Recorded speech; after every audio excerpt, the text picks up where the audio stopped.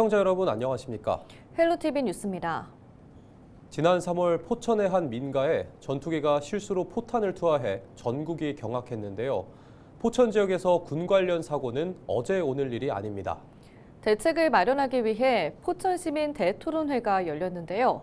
시민들은 그동안의 희생에 대한 보상과 확실한 안전 대책을 촉구했습니다. 이재필 기자가 보도합니다.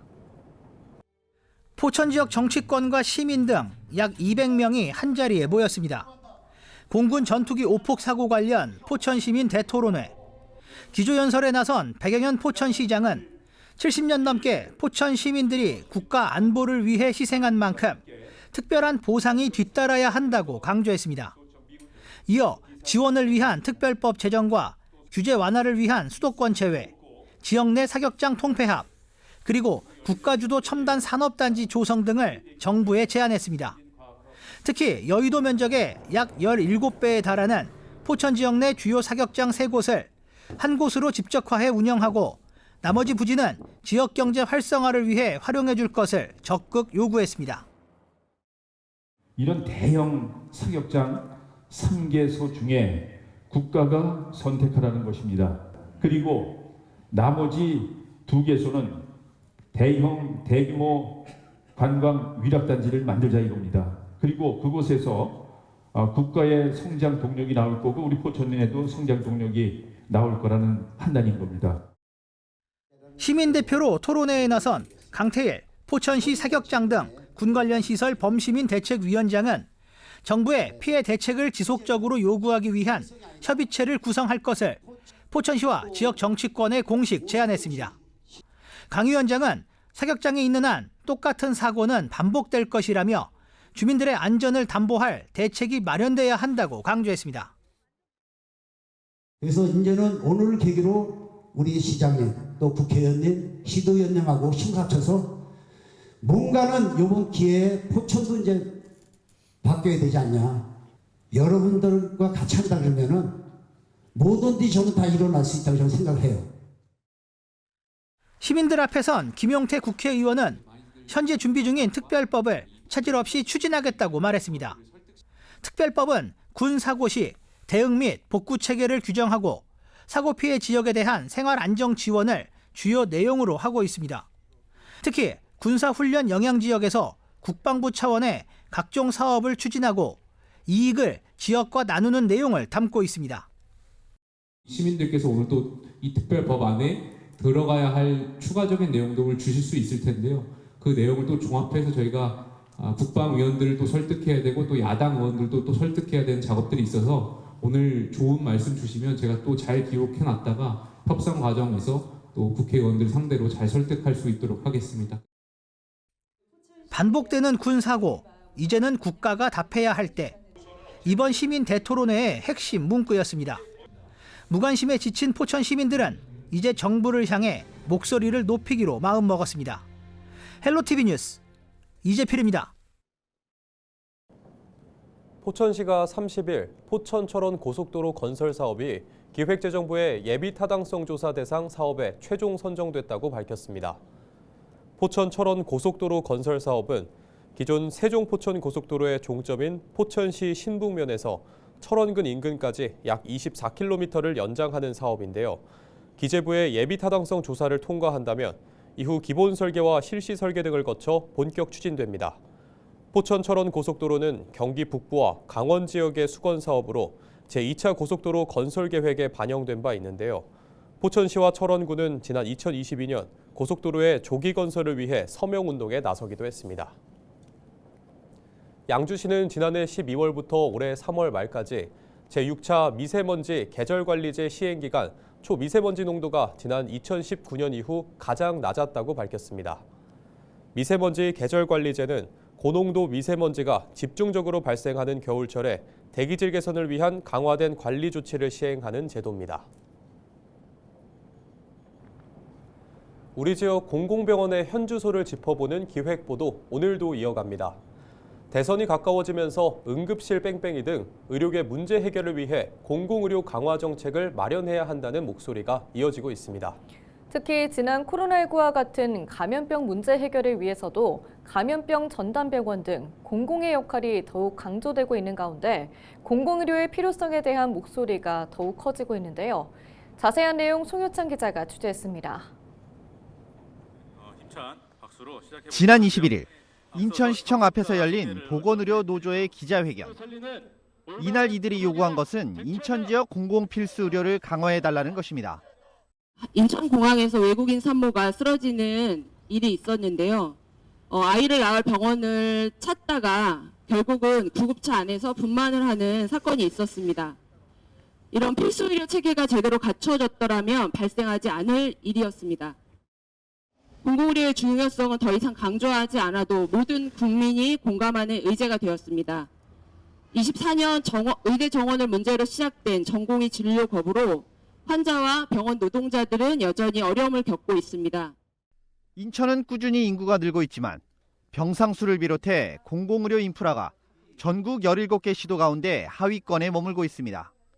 이들은 제2의료원과 감염병 전문병원 설립을 포함한 지역 필수 공공의료 분야에 보다 촘촘한 정책 마련과 과감한 재정 지원이 필요하다고 주장하고 있습니다. 현재 인천에는 인천의료원 외에도 인천적십자병원과 인천보훈병원, 근로복지공단 인천병원 등이 있습니다. 하지만 인천보훈병원의 경우 최근 적자를 이유로 응급실 폐쇄 조치를 내렸습니다. 이처럼 적자 문제 등으로 공공의료가 축소될수록 피해는 고스란히 시민들에게 돌아갈 수밖에 없습니다. 이에 보건노조는 현재 있는 공공의료 시설에 대한 지원은 물론 민간병원도 공공의 역할을 감당할 수 있도록 공익형 2차 의료기관 육성도 필요하다고 전했습니다. 그럼에도 불구하고 현재까지 공공의료에 대한 지원과 확충은 미미합니다. 코로나19 팬데믹 때랑 메르스 때나 여러 가지 인천이 관문도시잖아요. 그래서 인천광역시 의료원이나 적십자병원이 그것을 담당했던 감염병 전문 병원이기도 합니다. 근데 그런 것들이 인천시는 아시다시피 아까도 얘기했지만 다른 지역에 비해서 공공기관 자체가 인력뿐만 아니라 기관이 적습니다. 근데 그거에 대해서 이제 인천시는 그거에 대한 중요성은 알고는 있으나 그런 것들을 의료 기관이나 인력이나 이런 확충 부분이 말로만 있는 것이 아니고 진짜 실질적으로 재정적이나 제도적 이런 지원이 돼야 되는데 그런 것들이 많이 부족한 것 같습니다. 이 같은 문제를 조금이라도 해결하기 위해 이들은 제2의료원과 인천감염병 전문병원, 국립인천대 공공의대 등을 설립해 필수 공공의료를 더욱 확충해달라는 것입니다. 의료계 역시 비슷한 입장입니다. 특히 더욱 개선된 인프라 환경을 통해 누구나 의료복지에서 소외되지 않도록 해야 한다는 것입니다. 하지만 지금과 같이 인천의료원과 제2의료원이 같은 병원으로 남는 것보다는 서로 이원화해 선택과 집중할 수 있는 공공병원으로 만들어야 한다고 지적합니다. 만약에 우리 여기 의료원과 중복된 투자가 이루어진다 그러면 그건 저는 바라진 않아요. 지금 부평은 사실 인구 밀집 지역이기도 하고 교통편도 아주 좋아요. 거기는 이제 필수 의료를 진료하는 부분으로 가면 좋겠고 여기에 대한 부분은 쉽게 얘기해서 지금 말씀하신 대로 감염병이라든지 또는 그 노인들이나 취약계층들이 많이 할 수 있는 어떤 재활 센터라든지 또는 건강검진센터라든지 또 정신병원이라든지 이런 특화된 내용으로 여기를 꾸려나가는 것이 맞겠다 싶습니다. 불과 한 달여 앞으로 다가온 대선. 이번에는 공공의료 인프라 등 개선책이 나올 수 있을지 주목됩니다.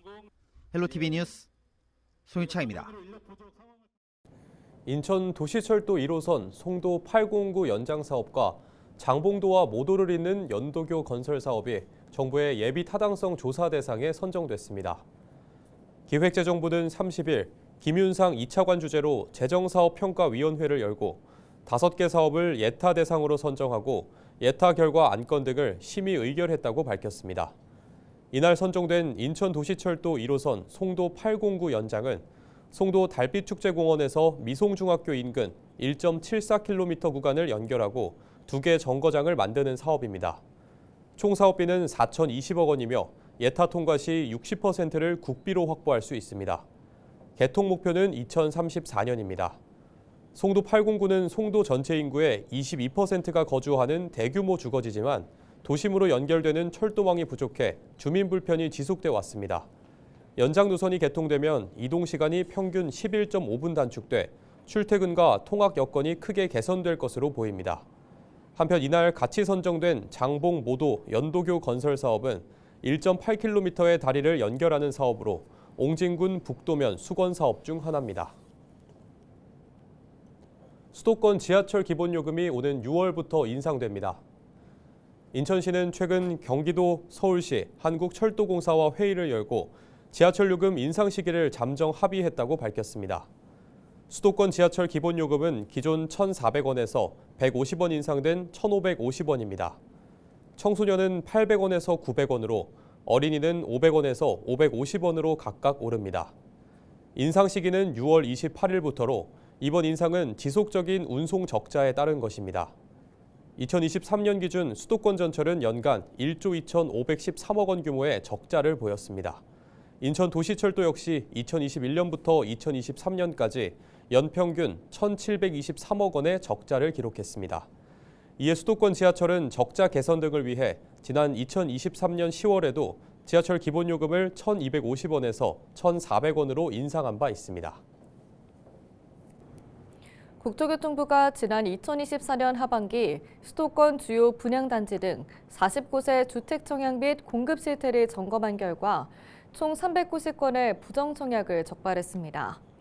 적발 사례 중에는 부양가족 수 점수나 노부모 특공 청약 자격을 얻기 위한 직계존속 위장 전입이 243건으로 가장 많았고 청약자 위장 전입도 141건이나 나왔습니다. 이 밖에도 허위로 혼인신고하거나 이혼한 뒤 청약한 경우와 시행사와 공모해 청약 자격을 조작한 경우, 전매 제한 기간 중 프리미엄을 받고 전매 제한이 끝난 뒤 매매 계약서를 작성한 경우 등 다양하게 나타났습니다. 국토교통부가 30일부터 전세 임대형 든든주택의 첫 입주자 모집을 시작했습니다. 전세 임대형 든든주택은 빌라와 다세대, 도시형 생활주택 등 비아파트 주택에서 안심하고 살 수 있도록 공공주택 사업자가 임대한 뒤 입주자에게 재임대하는 주택인데요. 전세 사기로 불안한 세입자들의 보증금을 보호하고 안정적인 주거를 보장할 수 있다는 장점이 있습니다. 전세 임대형 든든주택은 최대 8년간 거주할 수 있고 지난해 출시한 든든 전세 매입 임대주택처럼 소득과 자산 기준 없이 무주택자라면 누구나 신청할 수 있습니다. 입주 우선권은 신생아 및 다자녀 가구, 예비 신혼부부 및 신혼부부, 그 외 무주택자 순으로 부여합니다. 경기도교육청이 교직원 법률 지원 체계를 강화했습니다. 도교육청은 29일 인천지방변호사회와 업무 협약을 체결해 부천 김포 지역 교직원들의 법적 권리와 직무 수행 보호에 협력하기로 했습니다. 이번 협약에 따라 도교육청은 도내 전 지역을 포괄하는 경기교육 변호사 인력풀을 구축하게 됐습니다. 임태희 교육감은 이번 협약으로 경기 교직원 법률 지원 체제가 완성됐다며 향후 악성 민원에 대해서 확고하게 대응해 교직원 권리를 지킬 수 있도록 하겠다고 밝혔습니다. 정원도시를 꿈꾸는 서울시가 올해 매력 동행가 등 500곳을 추가 조성합니다. 서울시는 남산과 선유도 공원 등 시민 방문이 많은 곳을 중심으로 5월 말까지 254곳의 정원 조성을 완료한다고 밝혔습니다. 또 하반기에는 봉화산 근린공원과 관악산 근린공원 등 246곳의 정원을 추가 조성하기로 했습니다. 서울시는 올해 500여 곳의 정원이 조성되면 당초 내년까지 세웠던 1,007곳 정원 달성 계획을 1년 앞당기게 된다고 밝혔습니다. 서울시가 사회적 약자들에게 일자리를 제공하는 서울 동행 일자리를 올 하반기에 7,000개를 창출합니다. 하반기 동행 일자리 사업은 오는 7월 1일부터 12월 19일까지 6개월간 운영되며 돌봄 건강과 경제, 사회 안전과 디지털, 기후 환경 등 5개 분야 762개 사업에서 진행됩니다. 이상으로 뉴스를 마칩니다. 저희는 언제나 지역민 여러분과 함께합니다. 시청해주신 여러분 고맙습니다.